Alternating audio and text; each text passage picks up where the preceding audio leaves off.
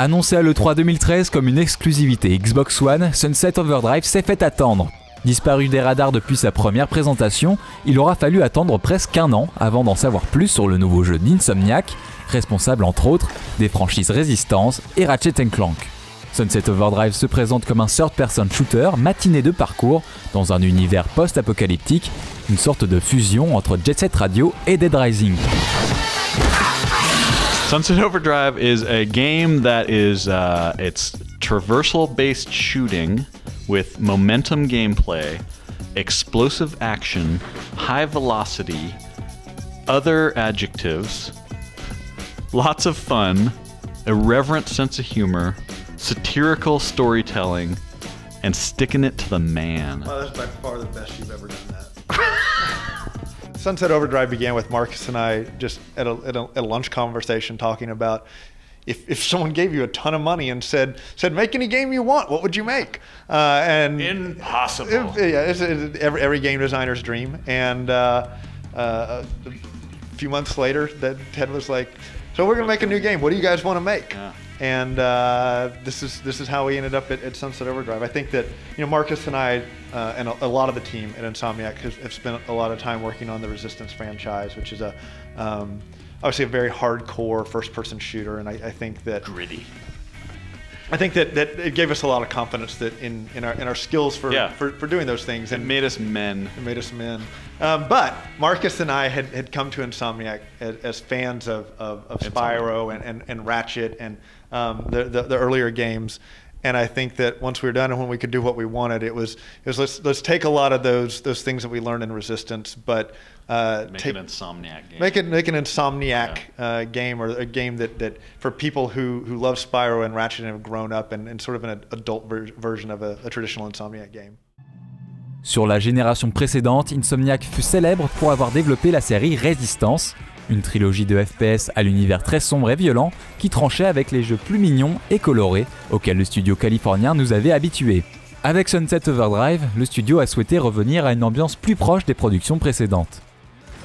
You know, we loved Resistance. I have nothing but good things, especially Resistance 3 really was the game that Drew and I, it was personal, and we really enjoyed working on it.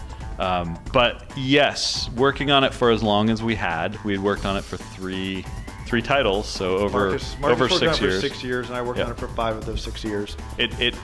Living in that one sort of alternate narrative, it just weighs on you, and so we were looking for change for sure. So I think that it did have a pretty big influence on this game. Rule number 1 from Drew to the artists was no rubble. So this is a game without rubble, just because we'd been in war-torn, monochromatic environments for so long, that for sure it had.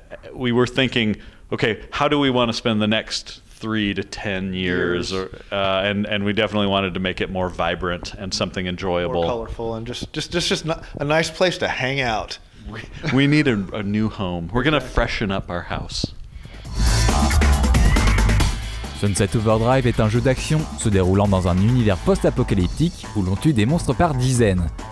Un type d'univers surexploité et usé par bon nombre de productions récentes, comme par exemple DayZ, The Walking Dead ou encore The Last of Us. Well, I think Last of Us didn't have mutants that were wrapped around everyday objects like leaf blowers that shoot pus, or giant creatures with digging arms that can dig holes in the ground and throw dirt at you, or other ones that I can't talk about.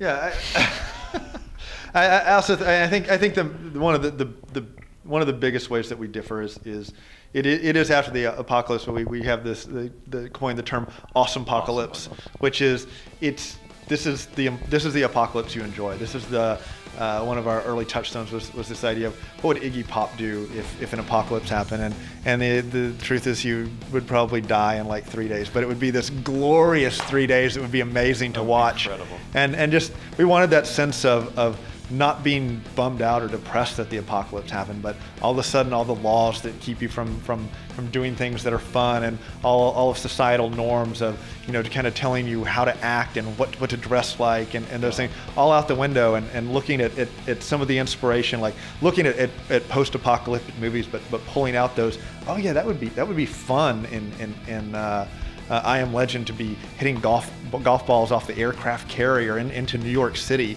or driving around at the beginning of Omega Man and Charlton Heston in that giant car driving through the empty streets of LA.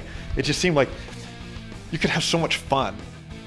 I think the gameplay, a lot of it is centered around our traversal system, and the idea that almost everything in the city can be interacted with. It is a very even though you can do amazing things, it's all grounded and based on what the environment is. It's bouncing off of things in the environment. It's grinding along things, or wall running, or swinging on things.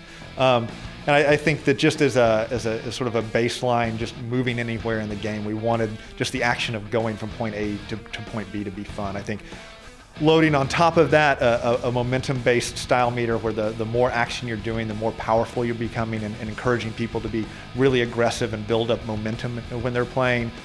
Yeah, this isn't hiding behind cover and waiting for your health to regenerate. This is the opposite. We want to get people out there and building on the action that they're doing. We want people playing kind of on the edge of their abilities, because the more dangerously you play, the more that risk reward. You're rewarded of getting more damage and having these things we call amps, which are personal abilities. The higher your style meter goes, those become active, and so you're actually able to do more traversals or more powerful melee attacks. All your guns can have amps attached to them, so once you hit a certain style level, their characteristics actually start changing in the middle of a battle. La faculté d'Insomiac à créer des armes complètement délirantes est devenue avec les années l'une des marques de fabrique du studio. Si les développeurs ont d'abord souhaité s'en éloigner, la tentation a visiblement été plus forte qu'eux. Insomniac is known. Every time people talk about Insomniac, they're always like, where are your crazy weapons? And I was like, to hell with it. Yeah. We're going to not have crazy weapons. We're going to do crazy everything else, but we're going to have normal weapons, so that they have to talk about all the Insomniac, everything else except for Insomniac crazy weapons. But then and then it happened, and it was actually, we didn't, like, even the specific instance that took us on that right. divergent path was we were against it. One of our designers, Neil, created the gun called High Fidelity, which shoots 12-inch record LPs, for anyone who actually remembers those things.